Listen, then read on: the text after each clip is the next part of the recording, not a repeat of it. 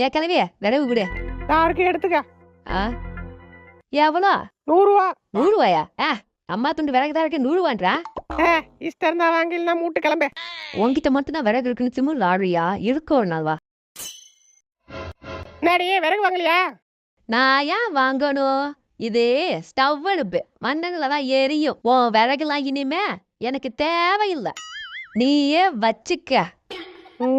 இப்ப என்ன கேட்டு புட்டானே என்னமோ இந்த இலே இழுக்குறா. இருக்கட்டும் இருக்கட்டும். நாடி என்னமோ பொட்டி எடுத்துட்டு போற? கேட்கலவே, இது ஒன்றும் பொட்டி இல்ல, கரண்ட் அடுப்பு. நாங்க இனிமே கரண்ட்லாம் சமைச்சு சாப்பிட போறோம். ஓ கரண்டா?